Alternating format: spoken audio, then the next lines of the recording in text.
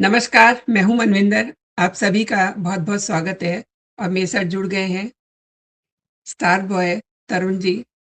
बहुत-बहुत स्वागत है आपका। Namaste. Thank you for having me in your show. It's my pleasure and Rahul Gandhi किराए पे वाहवाही लूटने की भी हद कर दी है। 25,000 से लेकर के 30,000 तक वो खर्च कर रहे हैं, तब कहीं जाकर के तालियाँ बज रही हैं। और अब देखिए मनुस्मृति पर भी बोल रहे हैं। Over to you star boy.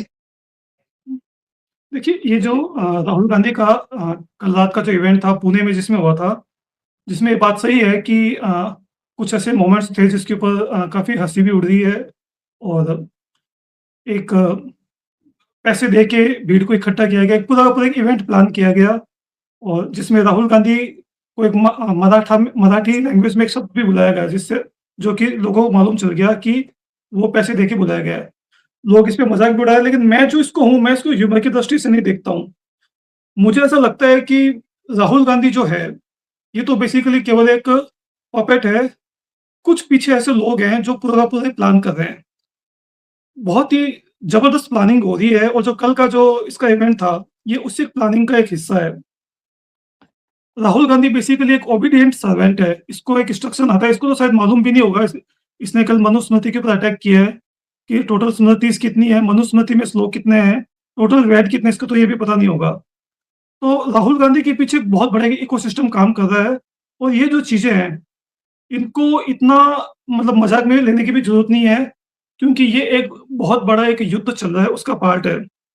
मैं इनको जहाँ से देखता हूँ, एक मैक्रो लेवल से इनको देखता हूँ, तो मुझे ऐसा लगता है कि 2 इस समय डिफरेंट बैटल चल रहे हैं और ये जो 2 बैटल्स का इंटरसेक्शन है, एक जो युद्ध है, वो युद्ध चल रहा है हिंदू धर्म के अगेंस्ट, जो कि पिछले हज़ारों सालों से चल रहा है। मॉडर्न अगर हम लोग बात करें, तो पिछले 200 सालों से एक युद्ध चल रहा है, जिसमें हिंदू धर्म को एक सिस्टमैटिकली टारगेट किया जा रहा है और हिंदू धर्म को एक खत्म करने की कोशिश की जा रही है। एक बैटल तो हो गई ये। दूसरी बैटल है जो पिछले 10 सालों से चल रही है, 12 सालों से आप बोल लो, वो है बीजेपी को हराने की। तो पहली है एक रिलीजियस बैटल, दूसरी है एक पॉलिटिकल बैटल कि बीजेपी को हराना है। ये जो कल का जो इवेंट था, ये बेसिकली इन दोनों बैटल्स का एक इंटरसेक्शन पॉइंट था, जिसमें दोनों बैटल जो है वो आपस में इंटरसेक्ट करती है और ये इंटरसेक्ट इसलिए करते हैं कि बीजेपी का जो राइज़ हुआ है, वो हुआ है हिंदुत्व कंसोलिडेशन से, कि जब जो हिंदू धर्म के जो लोग हैं, उन्होंने वो जब जाति से बाहर निकले और एक जब हिंदू कंसोलिडेशन हुआ, तो बीजेपी का राइज़ हुआ। तो ये दोनों जो चीज़ें हैं, ये आपस में जुड़ी हुई हैं। कैसे दोनों को मैं आपको बताता हूँ, क्योंकि कल जो था, वो तो एक छोटा-सा उसका एक पार्ट था। हिंदू धर्म के खिलाफ एक जो युद्ध चल रहा है, वो पिछले 200 सालों से चल रहा है। वो हिंदू धर्म इनके टारगेट पे क्यों है? अगर आप ब्रॉडली देखें, तो पूरी दुनिया के जितने भी धर्म्स हैं, सिविलाइज़ेशंस हैं, जो आज तक मतलब हम लोग पिछले 5-10 हज़ार सालों के सारे निकाल लें, तो ब्रॉडली हम इन सबको 2 भागों में डिवाइड कर सकते हैं। एक वो धर्म, वो सिविलाइज़ेशंस जो कि पॉलीगैमी, जो कि बहुत सारे भगवान, नेचर वर्शिपिंग की बात करते हैं। और फिर कुछ ऐसे धर्म हैं जो कि सिर्फ़ एक भगवान, एक किताब की बात करते हैं। तो पे पॉलीगैमी एंड मोनोगैमी, ये 2 टाइप के धर्म को हम लोग डिवाइड कर सकते हैं। अगर अभी लेटेस्ट हम लोग बात करें, तो 3 मेजर रिलीजन है, Hindu, Christianity and Islam. Christianity and Islam जो है, ये एक जो है एक भगवान, एक किताब की बात करती है। हिंदू धर्म जो है, ये पॉलीथिस्ट रिलीजन है, जिसमें कि बहुत सारे भगवान और नेचर वर्शिपिंग की बात करता है। Polytheist is the correct word, मैंने आई थिंक पहले कुछ गलत वर्ड बोल दिया था। तो करेक्ट वर्ड विल बी बहुदेववादी या पॉलीथिस्ट। अभी जो नेचर वर्शिपिंग जो रिलीजन होते हैं, ये बात करते हैं फ्री माइंड की। इसमें आप क्वेश्चन कर सकते हो, आर्गुमेंट कर सकते हो, आपके माइंड को फ्री करने की एक बात करते हैं। ये जो एक किताब, एक भगवान वाले, जो जिनको कि हम लोग अब्राहमिक रिलीजन बोलते हैं, ये एक कंट्रोल्ड माइंड की बात करते हैं। तो मुझे अगर दुनिया को कंट्रोल करना हो और मेरे पास बहुत सारी ताकत है, दुनिया को कंट्रोल करने की पावर है, तो मुझे ऐसे लोग चाहिएंगे जिनका माइंड फ्री नहीं हो, जिनका जो माइंड हो वो ऑलरेडी कंट्रोल्ड हो। तो मैं ऐसे रिलीजन प्रेफ़र करूँगा जो कि लोगों के माइंड को कंट्रोल करे, ना कि ऐसा रिलीजन जो कि लोगों के माइंड को फ्री करे।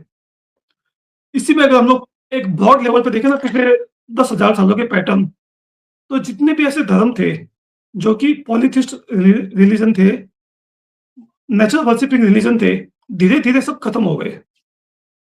रोमन सिविलाइजेशन खत्म हो गई, पर्शियन सिविलाइजेशन खत्म हो गई, ग्रीक सिविलाइजेशन खत्म हो गई, इजिप्शियन सिविलाइजेशन खत्म हो गई, माया सिविलाइजेशन खत्म हो गई।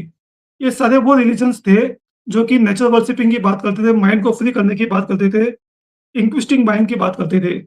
ये सारी की सारी सिविलाइजेशन खत्म हो गई, तो एक एक ऐसा पैटर्न निकल के आ रहा है कि ऐसी जो सिविलाइजेशंस है, जो कि फ्री माइंड की बात करती है, वो खत्म हो रही है। तो कोई ना कोई तो पीछे की शक्तियाँ हैं, जो कि पीछे से गेम प्ले कर रही है।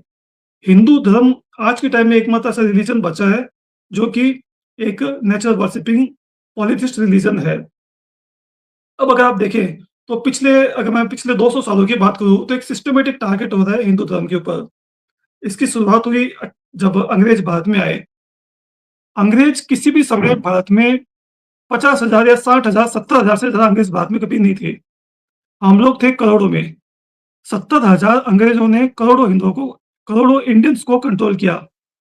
और वो कंट्रोल कैसे किया? इसके लिए उन्होंने एक टेक्निक यूज़ की, ब्रेन वॉशिंग या सबवर्जन। उन्होंने 1835 के अंदर इंडियन एजुकेशन एक्ट लेके आए और जो ट्रेडिशनल जो एजुकेशन सिस्टम था गुरुकुल बेस्ड, उसको खत्म करके एक ब्रिटिश एजुकेशन सिस्टम में उन्होंने इंट्रोड्यूस किया। अब उस जो एजुकेशन सिस्टम का पर्पस देखिएगा, बहुत ही मतलब किस टाइप के साइकोलॉजिकल टूल्स यूज़ किए गए हैं। क्योंकि पहले जो युद्ध होते थे वो तलवारों से होते थे। लेकिन पिछले 200 सालों में साइकोलॉजी ने इतनी ज़्यादा तरक्की कर ली है कि अब वो तलवारों से युद्ध नहीं होते, अब साइकोलॉजी से युद्ध होता है। तो 1835 में इंडियंस का ब्रेन वॉश करना स्टार्ट हुआ।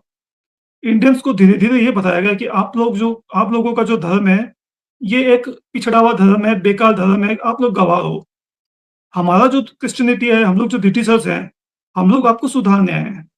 हम लोग जो आपके भले के लिए आए हैं। ऐसे करके एक जनरेशन तैयार की गई। 1885 तक 50 साल जब इस चीज़ के हो चुके थे, तो एक ऐसी जनरेशन तैयार हो चुकी थी, जो कि विश्वास करती थी कि अंग्रेज़ जो हैं वो खराब नहीं है। हमारे हिंदू धर्म में काफ़ी जो प्रॉब्लम्स हैं, अंग्रेज़ जो है अच्छे हैं। अब उस जनरेशन को पावर दी गई, कैसे पावर दी गई? एक ग्रुप बनाया गया जिसका नाम रखा गया कांग्रेस, इंडियन नेशनल कांग्रेस। उस कांग्रेस के अंदर सारे वही लोग थे, जो कि ब्रिटिश आइडियोलॉजी को विश्वास करना स्टार्ट हो चुके थे। अंग्रेजों ने एक फ्रंट बनाया और उनको बोला कि आप जो है अब आप इंडिया को रिप्रेजेंट करोगे। कांग्रेस को बेसिकली उन्होंने प्रमोट किया। अगले के जो 60-70 साल थे, वो कांग्रेस फ्रंट पे आ गई। अगर आप इसका एक ऑब्जेक्टिव एनालिसिस करो, तो कांग्रेस के जितने भी लीडर्स थे, उनके ऊपर अंग्रेजों ने कभी भी फोर्स यूज़ नहीं किया। मैंने 2-3 साल पहले एक चैलेंज डाला था ट्विटर पे। मैंने कहा मुझे कोई एक कांग्रेस के ऐसे नेता का नाम बता दो, स्वतंत्रता सेनानी का नाम बता दो, जिसे फांसी हुई हो, जिसे अंग्रेजों ने पीट-पीट के मार डाला हो, सिवाय लाला लाजपत राय के। हालाँकि उन्होंने भी बाद में कांग्रेस से चले गए थे। या जिसको काला पानी हुई हो। वो मेरा चैलेंज आज भी कायम है, आज तक कोई एक भी ऐसा आदमी नहीं बता पाया। तो कांग्रेस बेसिकली एक ब्रिटिश क्रिएटेड फ्रंट था, जिसको कि कांग्रेस ने आगे करके रखा। अब 1947 में आज़ादी मिलती है। प्राइम मिनिस्टर बनाया जाता है नेहरू को। Nehru was not most deserving, लेकिन गांधी जी ने वीटो यूज़ कर लिया। इवन जो कांग्रेस पार्टी थी, कांग्रेस पार्टी के लोग भी नेहरू को नहीं चाहते थे। लेकिन पता नहीं क्या हुआ कि गांधी जी ने अपने वीटो पावर यूज़ कर लिया। अब गांधी जी को भी किसी ने पीछे से बोला था, इसकी भी अगर इन्वेस्टिगेशन की जाए, तो हो सकता है काफ़ी नई चीज़ें निकल के आए। नेहरू देश के प्रधानमंत्री बनते हैं। नेहरू हमारा जब देश का विभाजन हुआ था, वो धर्म के आधार पे हुआ था। हिंदुओं के लिए इंडिया और मुस्लिम्स के लिए पाकिस्तान। अब पाकिस्तान तो एक मुस्लिम कंट्री बन गया, लेकिन इंडिया को हिंदू कंट्री नहीं बनने दिया जाता है। नेहरू जी जो है वो अपना वीटो पावर यूज़ कर लेते हैं। जितने भी लेजिस्लेशंस हमारे एक्ट्स वगैरह बनाए जाते हैं, वो ऐसे-ऐसे बनाए जाते हैं जो कि प्योरली एंटी हिंदू है, फ्रॉम द डे वन। मतलब कि टेम्पल्स जो हैं वो गवर्नमेंट के कंट्रोल में रहेंगे। सरकार टेम्पल का सारा पैसा ले लेगी, लेकिन मस्जिद और चर्च को हाथ नहीं लगाएगी। हमारे स्कूलों में हमारी जो सिविलाइजेशनल हेरिटेज है, रामायण है, महाभारत है, वेद, उपनिषद है, जिनको पढ़-पढ़ के क्वांटम साइंटिस्ट बन रहे हैं लोग, वो हमारे स्कूलों में नहीं पढ़ाई जाएगी। लेकिन मदरसा एक अलग से एजुकेशन स्टार्ट कर दी और कॉन्वेंट स्कूलें हमारे देश में है ही है, तो बेसिकली एजुकेशन पूरी तरह से मुस्लिम्स और क्रिश्चियन के हाथ में दे दी। तो हिंदुओं से एजुकेशन भी उनकी सारी ले ली। हमारे जो टेम्पल्स में जो गुरुकुल चलते थे, तो टेम्पल को अपने कंट्रोल में कर लिया। वक्फ एक्ट जैसे आया जिससे कि मुस्लिम्स को पूरी पावर दे दी गई कि आप किसी भी ज़मीन के ऊपर उँगली रख दो, वो ज़मीन आपकी हो जाएगी। तो शुरू से एक ऐसे-ऐसे कानून बनाए गए कि हिंदुओं को कमज़ोर किया गया। तो जो 1835 से जो अंग्रेज़ों ने करना स्टार्ट किया गया था, जिसके कंटिन्यूएशन में मैं सारी चीज़ें इसलिए बता रहा हूँ ताकि लोगों को मालूम चले, स्पेशली जो हिंदू जो इंडिया के देख रहे हैं आपका शो, कि हिंदू एक ऐसे युद्ध में है जिन उनको मालूम भी नहीं है। दुश्मन आता है, आके 4-5 हिंदुओं के गले काट के चले जाता है, उनको मालूम नहीं चलता। सोते हैं, रात को सोए थे, सुबह उठे, सुबह 95 ही बचे, 5 कहाँ चले गए, ये मालूम नहीं। तो ये एक एक ऐसा युद्ध चल रहा है, जिसमें हिंदुओं को मालूम भी नहीं, क्योंकि हम लोगों को ये बताया गया कि जो युद्ध होता है, वो तलवारों से होता है। लेकिन ये साइकोलॉजिकल युद्ध चल रहा है। कॉन्स्टिट्यूशन, लेजिस्लेशंस, लॉज़ बना-बना के इस टाइप का युद्ध चल रहा है। मैं मनुस्मृति पे आऊँगा। मनुस्मृति का यूज़ लेकर करके और जो हिंदुओं का जो सिस्टम था, उसमें दरारें डाली गई। अब वो मनुस्मृति असली है या नकली है, इसका भी कोई आज तक प्रूफ चला नहीं है। अंग्रेज़ों ने जो एजुकेशन सिस्टम बनाया था, जो उन्होंने थ्योरीज़ बनाई थी, आर्यन इन्वेजन थ्योरी, हमारी जो ये ऑपरेशन वाली जो थ्योरीज़, इन सबको हमने हूबहू ले लिया। हम लोग अगर आज की बात करें, तो मेरे ख्याल से अब इतनी अवेयरनेस तो लोगों में फैल चुकी है कि जो हिंदू धर्म जो होते हैं, चाहे हमारी होली हो, रक्षाबंधन हो, दिवाली हो, मकर संक्रांति हो, इनके ऊपर एक सिस्टमैटिक अटैक होता है। जब भी ये त्योहार आते हैं, तो इनके ऊपर एक अटैक होना स्टार्ट हो जाता है। अब जैसे रक्षाबंधन आने वाली है, तो मैंने देखा कि एक नया ऐड आया था जिसमें एक बहन अपने भाई को राखी बाँध दी, और बहन जो है वो इतने मतलब छोटे कपड़ों में बैठी है, इतना मतलब वो गंदा ऐड है। तो एक साइकोलॉजिकल गेम खेला जा रहा है। हिंदुओं के जितने भी त्योहार हैं, हिंदुओं के जितने भी सिस्टम्स हैं, हिंदुओं के जितने भी रिचुअल्स हैं, उनको सिस्टमैटिकली टारगेट किया जाता है। बकरा ईद पे करोड़ों बकरे कटते हैं, उसके ऊपर कुछ नहीं बोलते।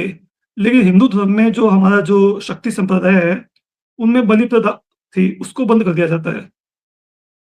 आज भी जो मिनिमम मैरेज एज है, वो 21 साल और 18 साल है, लड़के और लड़की के लिए। लेकिन मुस्लिम में वो है 16 साल और 10 साल। हिंदू धर्म में बहुविवाह हमेशा से था। राजा दशरथ की 3 पत्नियाँ थी, भगवान कृष्ण की 8 पत्नियाँ थी। लेकिन हिंदू धर्म में वो पॉलीगैमी खत्म कर दी गई, लेकिन इस्लाम में रखी गई। तो मतलब ये बहुत ही ईज़ी है, अगर कोई ऑब्ज़र्व करना चाहे, कि सिस्टमैटिकली एक अटैक किया जा रहा है। राहुल गांधी जो है, अब जो हम लोग उसके कल के इवेंट की बात करते हैं, जो राहुल गांधी, जो कि बस एक बेसिकली इवेंट स्टूडेंट्स के लिए था। नीट में जो पेपर लीक हुआ है, और जी, जी। स्टूडेंट के जो मुद्दे उनके ऊपर था, और कल का जो इवेंट था, वो एक्सक्लूसिवली गर्ल्स के लिए था, उसमें बॉयज़ नहीं थे। तो उस स्टूडेंट्स के ऊपर बोलना चाहिए था, लेकिन उसने सिस्टमैटिकली बोला मनुस्मृति के ऊपर। उसने बोला कि मनुस्मृति जो है, वो लड़कियों को जो एंटी वुमेन है, वो मनुस्मृति दुनिया का एकमात्र ऐसा ग्रंथ जहाँ पे जिसमें लिखा हुआ है कि जहाँ पे नारी की पूजा होती है, वहाँ पे देवता जी, निवास करते हैं, और कि दुनिया के किसी भी स्क्रिप्चर में ऐसा नहीं लिखा हुआ। तो वो बहुत ही फ़ोर्सफुली कहता है कि अगर आपको भगवान का आशीर्वाद चाहिए, तो आपको नारी की पूजा करनी पड़ेगी, आपको नारी का सम्मान करना पड़ेगा। उस मनुस्मृति का यूज़ किया जाता है, उसमें 2-3 जो फर्जी जो डाले हुए हैं, उसको यूज़ करके राहुल गांधी जो है, वहाँ पे जितनी भी गर्ल्स थी, और जो पूरे इंडिया के लोग जो देख रहे थे, जो इनको आईटी सेल इसको प्रोपेगेट करता है, उनको ये बोलता है कि मनुस्मृति जो है, ये एंटी वुमेन है। अब मज़े की बात देखिएगा, ये बोलता है कि पैट्रियार्की जो है, हिंदू धर्म जो है, ये पैट्रियार्की पुरुषवादी एक धर्म है, जिसमें कि पुरुष की सत्ता चलती है, और जो औरतें हैं, इनको दबा के रखा जाता है। जिसमें एक लड़की बुलाई जाती है, शायद वो उसको स्क्रिप्ट दी जाती है, वो बोलती है कि मेरे जो घरवाले हैं, वो मुझे बोलते हैं कि तू अपना सर ढक के रहा कर बाहर में। जबकि हिंदू धर्म में मुझे तो नहीं लगता कि शायद कोई भी अपनी बेटी को सर ढक के रखने के लिए बोलता है। एक घूंघट प्रथा है, वो भी जो हमारी शादीशुदा महिलाएँ, जब कोई बड़े हो तो उनके सामने सम्मान में रखती है, बाकी ऐसा कोई भी ज़ोर-ज़बरदस्ती नहीं है। अब वो जो लड़की ये बात बोल रही थी, वहीं पे एक मुस्लिम लड़की खड़ी थी, जो अपना पूरा मुँह ढक के खड़ी थी। उसके ऊपर राहुल गांधी ने कुछ नहीं बोला, उस लड़की के ऊपर ताली बजा रहा था। उसके बाद में बोल रहा है कि पैट्रियार्की है और आप लोगों को जो महिलाएँ जो हैं उनको इक्वल राइट्स नहीं मिलते हैं। और ख़ास बात क्या है कि जो खुद राहुल गांधी जो है ये प्रोडक्ट है पैट्रियार्की का। भई प्रियंका गांधी तो इससे एज में बड़ी है, ये प्रियंका वाड्रा से छोटा है। तो जब सोनिया गांधी जब हटी, तो सोनिया गांधी ने प्रियंका वाड्रा को अपना उत्तराधिकारी क्यों नहीं बनाया? वो भी तो डिज़र्व करती थी प्रेसिडेंट बनने के लिए। लेकिन उसको हटा के राहुल गांधी को बनाया, क्यों? क्योंकि राहुल गांधी लड़का है, पुरुष है। तो भाई तू खुद भी तो उसी चीज़ का प्रोडक्ट है। लालू यादव ने तेजस्वी यादव को अपना वारिस क्यों बनाया? मीसा भारती को क्यों नहीं बनाया? मीसा भारती तो सबसे बड़ी है। तो उसके खुद के प्रोडक्ट होके आप उसके ऊपर टारगेट कर रहे हो। Smash the patriarchy. तो ये बेसिकली जो कल का जो था, ये कोई ऐसा नहीं था कि राहुल गांधी के एकदम मन में आया कि मैं इस पे करता हूँ। मैंने अभी आपको जो 200 साल की कहानी सुनाई ना, ये बेसिकली उसी कहानी का एक कंटिन्यूएशन पार्ट है। इस दुनिया के अंदर कुछ लोग ऐसे बैठे हैं, जो कि लंदन में, अमेरिका में, यूरोप में बैठे हैं, जो कि बहुत पावरफुल लोग हैं। ये लोग पूरी दुनिया को कंट्रोल करना चाहते हैं। एक वर्ड है जो कि आजकल काफ़ी चलता है, जो कि हम लोगों ने उसको ट्रेंड में लाया, डीप स्टेट। कि कुछ ऐसे लोग जो कि पर्दे के पीछे से दुनिया को कंट्रोल करते हैं। तो ये जो लोग हैं, ये लोग बेसिकली चाहते हैं कि दुनिया में सिर्फ़ ऐसी आइडियोलॉजी रहे, जिनको कंट्रोल करना आसान हो। जैसे कि इस्लाम है, क्रिश्चियनिटी है। हिंदू धर्म एक ऐसी आइडियोलॉजी है जिसको आप कंट्रोल नहीं कर सकते। जिसको जब तक ये रहेगी, इनका जो वन वर्ल्ड का जो सपना है, न्यू वर्ल्ड ऑर्डर जिसे बोलते हैं, वो नहीं है। तो हिंदू धर्म के ऊपर एक सिस्टमैटिक अटैक किया जा रहा है पिछले कई सौ सालों से। राहुल गांधी जो है, अब मैं इस वाली स्टोरी के कंक्लूजन पे आता हूँ, जो मैंने आपको बताई थी। हिंदू जी। धर्म पे जो हिंदू धर्म के लिए जो हम लोग बैटल लड़ रहे हैं, राहुल गांधी इस इकोसिस्टम का एक पार्ट है। अब हुआ क्या कि 2014 में लोग सत्ता से बाहर हो गए। अब राहुल गांधी को लगा कि मोदी को हराना मुश्किल है। तो ये जो विदेशों के जो टूर करता रहता है हर थोड़े टाइम में, दो विदेशों में कहाँ जाता है? तो ये विदेशों में मुझे इसका लगता है कि स्पेशली जो ये तो काफ़ी प्रूवन लिंक भी हो गया कि ये वहाँ पे अमेरिका और यूरोप में जॉर्ज सोरोस से मिलता है। जो जॉर्ज सोरोस जो कि है, ये एक बेसिकली एक ये बोल सकते हैं पूरी दुनिया में जो लेफ्टिस्ट जो हैं, इनका गॉडफ़ादर है। ये एक बिलियनियर है, फंड करता है और इन्वेस्टमेंट बैंकर है वैसे तो, लेकिन पूरी दुनिया में लेफ्ट लिबरल्स को ये फंड करता है। तो राहुल गांधी जॉर्ज सोरोस से मिलता है। लेफ्ट जो आइडियोलॉजी जो है, इसकी फाउंडेशन ही है कि डेस्ट्रॉय द ओल्ड, कि पुरानी जितनी भी चीज़ें हैं सब खराब है। अरुण जी, मोहन भागवत जी अमेरिका जा रहे हैं। यस। इस पर एक अलग से कंट्रोवर्सी शुरू हो गई है। कैसे देखते हैं? ये बेसिकली उसी जो हम लोगों ने जो अभी बात की उसी का पार्ट है। जी, जी। बीजेपी का जो आइडियोलॉजिकल जो बेस है वो बेसिकली आरएसएस है। तो अभी तक तो ये लोग क्या बीजेपी पे टारगेट कर रहे थे। अब इनको लग गया कि केवल बीजेपी पे टारगेट करने से कुछ फ़र्क नहीं होगा, क्योंकि बीजेपी तो बेसिकली एक एंड रिजल्ट है। जो बीजेपी का जो बेस है वो आरएसएस है और आरएसएस की आइडियोलॉजी है। तो इसलिए पिछले 1 साल से मैं देख रहा हूँ कि आरएसएस के ऊपर ये लोग बहुत ही एक स्ट्रेट अटैक हो रहे हैं। तो अभी जो मोहन भागवत जी है वो अमेरिका और कनाडा के दौरे पे जा रहे हैं। अब वहाँ पे एक एनजीओ इकोसिस्टम है अमेरिका के अंदर, जिसमें 10, 15, 20, 25 एनजीओज़ हैं, जो कि काफ़ी टाइम से काम कर रही है। और इन एनजीओ का सिर्फ़ एक ही काम है, वो है कि इंडिया को बदनाम करना, इंडिया के खिलाफ एक नैरेटिव बनाना। होता क्या है कि जब भी आजकल नैरेटिव वारफेयर बहुत इम्पोर्टेंट हो गई है। आपको इंडिया के ऊपर भी अगर कोई ऑपरेशन करना है, इंडिया के ऊपर अटैक करना है, तो आपको पहले प्रूव करना पड़ेगा कि इंडिया जो है वो एक गंदा बच्चा है। उसके बाद ना आप अगर इंडिया को आकर आके आप थप्पड़ मारोगे, तो फिर कोई कुछ नहीं बोलेगा, जैसे कि बांग्लादेश में इन्होंने किया था। ऐसे अगर आप कोई करोगे तो पूरा जो दुनिया है वो उसमें आ जाएगी, भी आप इंडिया को परेशान क्यों कर रहे हो? अगर आप इंडिया में रिज़ाइम चेंज कर रहे हो, इंडिया में सिविल वॉर कर रहे हो, तो क्यों कर रहे हो? तो इंडिया के लिए एक नैरेटिव काफ़ी टाइम से चल रहा है। और ये जो नैरेटिव चलाने का जो काम कर रही है, ये कर रही है अमेरिका में बैठी हुई एनजीओज़। ये 25 से जी। 30 एनजीओज़ हैं जिनके बारे में मैंने काफ़ी डिटेल में लिखा है। तो मोहन भागवत जी के ऊपर जो ये पूरा का पूरा जो नैरेटिव चल रहा है, ये बेसिकली अमेरिका की वही एनजीओज़ हैं। अब ये जो एनजीओज़ जो है ना, इनमें कुछ एनजीओज़ तो हैं जो कि पाकिस्तान से सीधे कनेक्टेड है, जो कि पाकिस्तान की आईएसआई और पाकिस्तान की जो जमात-ए-इस्लामी जो है, उससे फंडेड है। तो 5-10 एनजीओज़ जो है वो पाकिस्तान उसका पार्ट है। कुछ जो एनजीओज़ हैं वो है जो डायरेक्ट इंडिया से कनेक्टेड है, जिनको हम लोग इंडिया के गद्दार बोलते हैं, जो कि है तो इंडियन, लेकिन अमेरिका में रहते हैं और हमारे देश के साथ में गद्दारी कर रहे हैं। जिसमें कि एक बहुत ही प्रोमिनेंट एनजीओ है हिंदू फॉर ह्यूमन राइट्स। और भी काफ़ी लोग इनके बारे में हम लोग लिखते रहते हैं। तो हिंदू फॉर ह्यूमन राइट्स ये एक इंडियन एनजीओ है। बेसिकली एक लेडी है, आई थिंक उसका नाम सुनीता विश्वनाथन है, इंडियन ही है, जी, वो जी, जी। चलाती है। और एक एनजीओ है जिसका नाम है जस्टिस फॉर ऑल, ये पाकिस्तानी एनजीओ है। एक है IAMC, Indian Indo American Muslim council, एक ICNA, Islamic centre of North America. तो ये वो एनजीओज़ हैं जो कि मोहन भागवत जी का विरोध कर रही है वहाँ पे। और बेसिकली इनका जो पर्पस है वो यही है कि इंडिया के खिलाफ एक नैरेटिव बनाना कि आरएसएस बेसिकली एक जो है टेररिस्ट ऑर्गेनाइजेशन है। इंडिया के अंदर मुसलमानों पे अत्याचार होता है।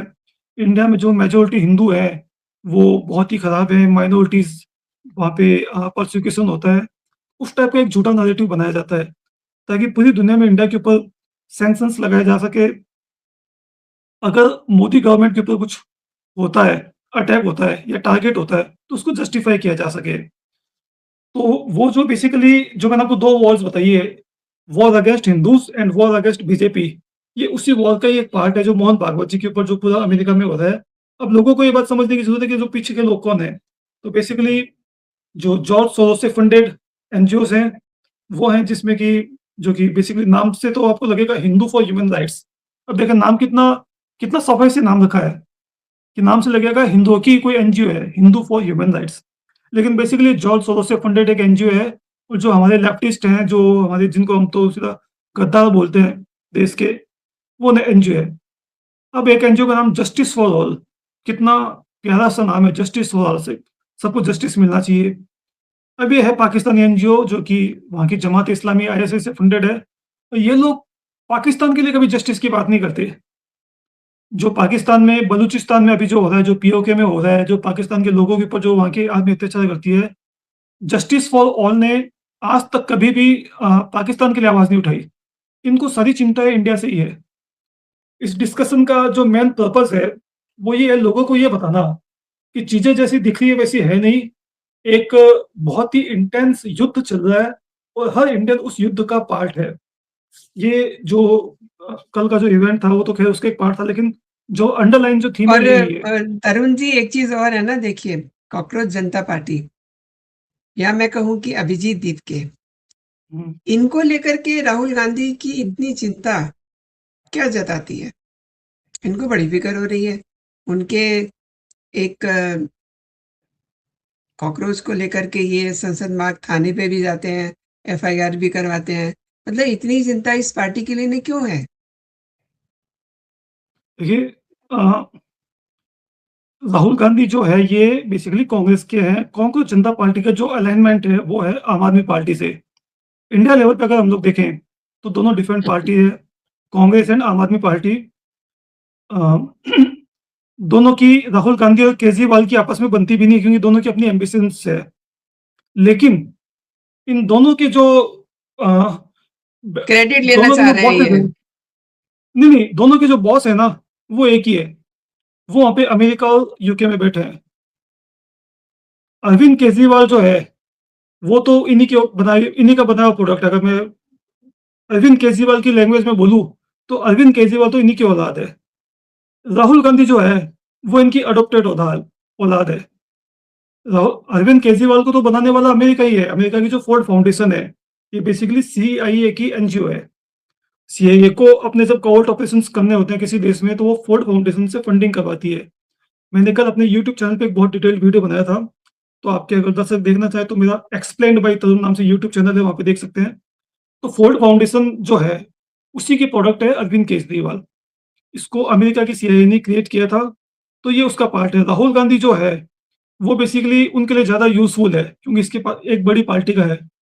तो दोनों काम एक ही बॉस के लिए करते हैं, तो अल्टीमेटली जब ऊपर से ऑर्डर आएगा कि भाई आपस में मिल-जुल के काम करो, तुमको आपस में मिल-जुल के ही काम करना पड़ेगा। प्लस आइडियोलॉजिकली दोनों एक-दूसरे की जो लेफ्ट आइडियोलॉजी है, एंटी हिंदू आइडियोलॉजी है, उसी को करते हैं। तो जो कांग्रेस जनता पार्टी जो है, मैंने ट्विटर पे भी लिखा था जब कई लोग बोल रहे थे कि यार ये तो आपस में लड़ रहे हैं। मैंने कहा एट द एंड ये सब आपस में मिल जाएँगे।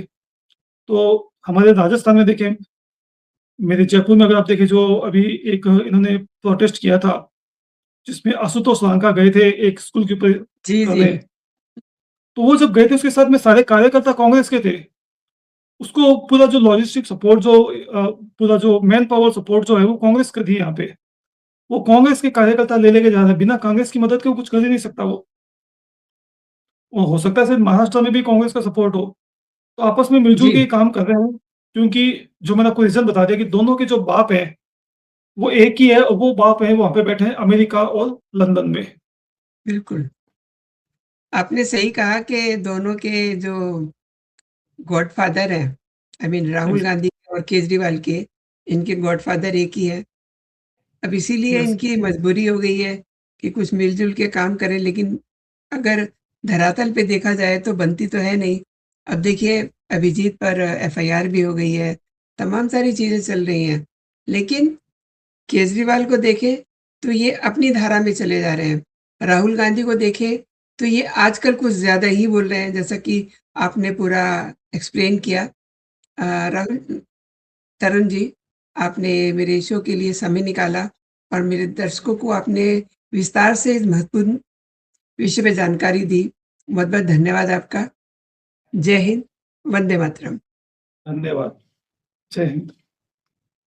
जय हिंद।